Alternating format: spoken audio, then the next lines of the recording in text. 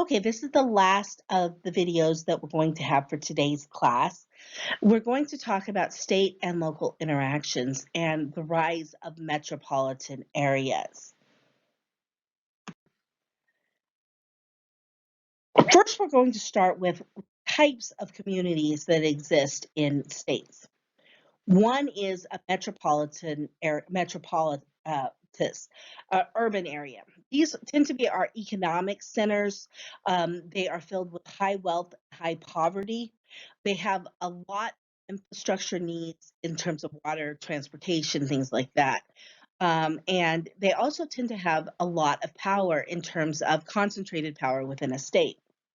A suburban area is one where uh, like much of Orange County, many of the people who live there work in the metropolis, and that means that they're characterized by a personal rather than business tax base. The suburban areas don't tend to get most of their money from businesses; they tend to get most of their money from personal taxes. Suburban areas, unlike the urban areas, which are urban areas are dominated by high wealth, high poverty. Contrast, suburban areas tend to be very, very middle class. And the demands on the government tend to be of a personal nature. So people are looking at, having good roads as opposed to having kind of infrastructure that serves businesses and things like that. And a lot of the politics that takes place in suburban areas revolves around schools and child related issues. Rural areas are a little bit different. They tend to be natural resource or agriculture focused in terms of their economy. They tend to be poorer than the rest of the state. There are a couple of reasons for that. One is because their base of businesses is smaller. The businesses that exist out there tend to be poorer. You don't have IBM located in a rural area. You tend to have a farm or something like that. The personal incomes in rural communities are generally the lowest on average in the state. There's fewer people but more land, which means that it's harder to provide consolidated services.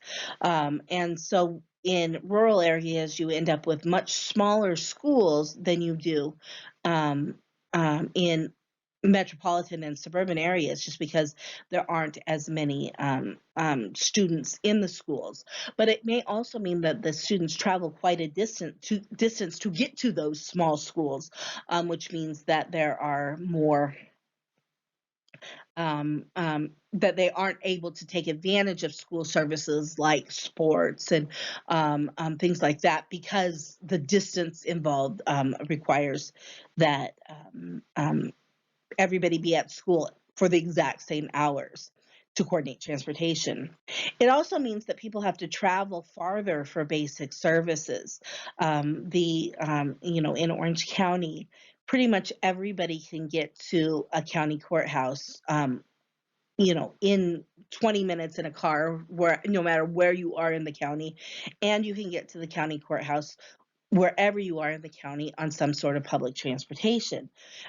In places, in really rural areas, that's not necessarily true. You may have to travel for a long way to get to those essential services, and you may not be able to get there through any kind of public transportation.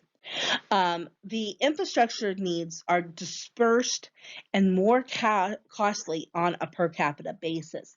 So if you think about delivering water and the need to deliver water to an apartment community where you are, you can have one big pipe, and it spreads to every single apartment unit without um, because it's not going to cost you a lot of money for each additional apartment, because you're getting the water to the source itself. Contrast that to a one individual home that is 4 acres away from another individual home, and how much more costly that's going to be to run. And on a per capita basis, it will be more expensive to run public transportation if the amount of land you have to, the amount of roads you have to cover is much larger, and you'll have fewer people using that public transportation because there's just fewer people in the locality. Another thing that happens is the clout in the legislature differs. So in LA County, there are 15 state assembly members, whereas in Merced, there's one, which means that when LA County needs something that the entire county will use, 15 of the 80 assembly people are automatically predisposed to give that.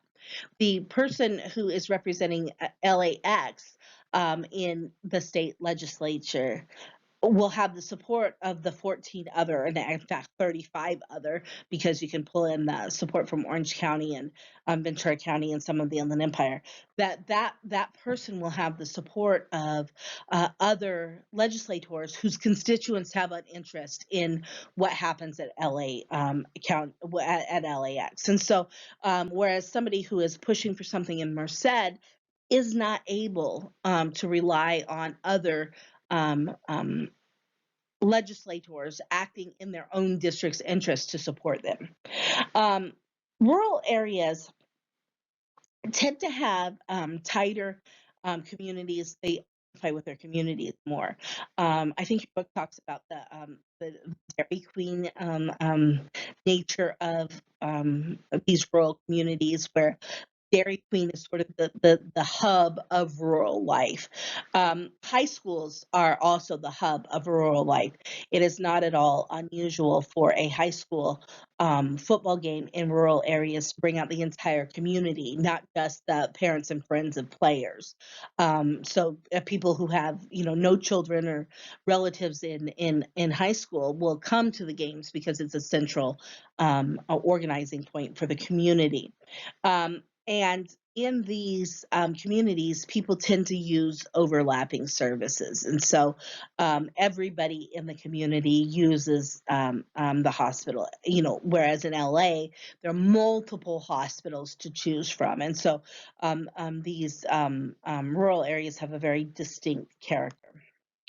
I'm going to stop this video now and start it with a second one because I don't want the videos getting too long. So we'll start up with video 5, but it'll still be on this slideshow.